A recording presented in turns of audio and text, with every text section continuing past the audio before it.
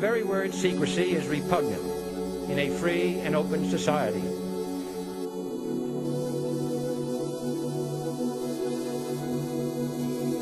Secrecy is repugnant. Repugnant.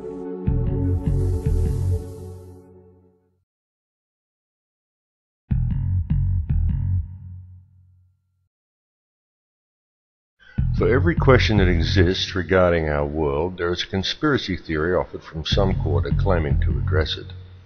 These conspiracy theories number into the hundreds, and they are nearly always dead ends, or at best lead to another conspiracy theory, and so on, ad infinitum. Now, even though it's become obvious to most that something is not quite right, and that some sort of global conspiracy does indeed exist, it's still very hard to see exactly what it is, and where the truth really lies. John F. Kennedy described the situation in this manner. For we are opposed around the world by a monolithic and ruthless conspiracy that relies primarily on covert means for expanding its sphere of influence, on infiltration instead of invasion, on subversion instead of elections, on intimidation instead of free choice. It is a system which has conscripted vast human and material resources into the building of a tightly knit, highly efficient machine that combines military, diplomatic, intelligence, economic, scientific, and political operations. Tightly knit, highly efficient, tightly knit. Its preparations are concealed, not published. Its mistakes are buried, not headlined. Its dissenters are silent, not prayed. No expenditure is questioned. No secret is revealed. The very word secrecy is repugnant. Later, when trying to conduct an investigation into the Kennedy assassination, the director of the FBI, J. Edgar Hoover, echoed Kennedy's sentiments when he said, "The individual is handicapped by coming face to face with a conspiracy so monstrous he cannot believe it exists." It's time the people of the world stood up and paid heed to the urgency and importance contained within those two quotes. And yet, you say, even if one were to do so, how would we, the ordinary individual, ever get to the bottom of this? And if we do ever get to the bottom of it, then what are we to do then? And those are both very good questions. Well, the best way to start is to get all fluoride out of your diet and to gain a better understanding of history, and then learn to look at each news story from a global perspective. Disregard most of what the announcer tells you to believe and place the event where it belongs on the global stage.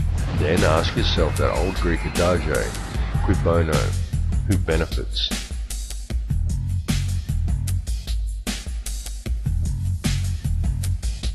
And more importantly, when you discover a truth or uncover a lie or find an anomaly, tell your friends. Spread the information as far and wide as you can reach, because the media most certainly will not. However, the most important thing of all is to be aware of your surroundings in a global sense. See the big picture.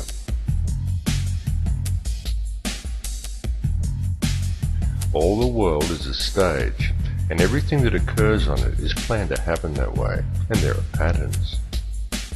Look at history and be aware of its lessons, but don't center yourself in it. Don't dwell on past losses or on your personal past repeating itself. Likewise, look at the future and see that it is what each of us make of it. But don't center yourself in it. Don't focus on waiting for miraculous or earth-changing events. Gain wisdom and knowledge. Look at the big picture. The past and the future become self-evident.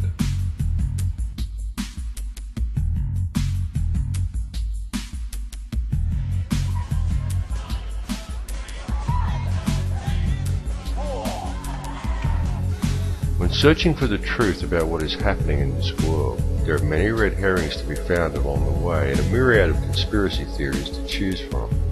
Many of them seem quite possible because many of them are partially true, but all are designed to lead nowhere and to keep you distracted.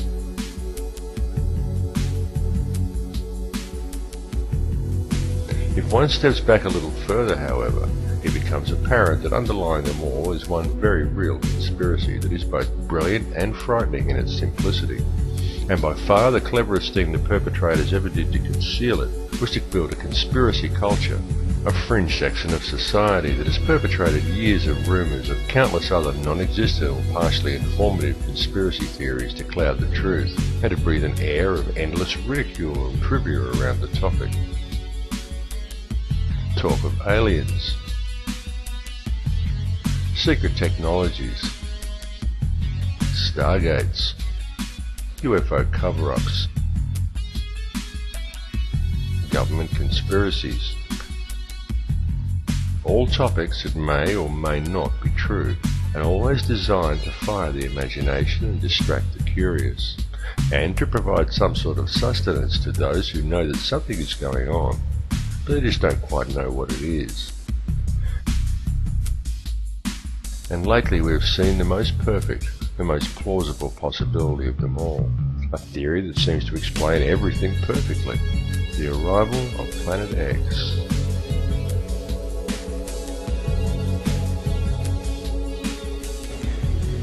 The very word secrecy is repugnant in a free and open society, and we are, as a people, inherently and historically opposed to secret societies, to secret oaths, and to secret proceedings. For we are opposed around the world by a monolithic and ruthless conspiracy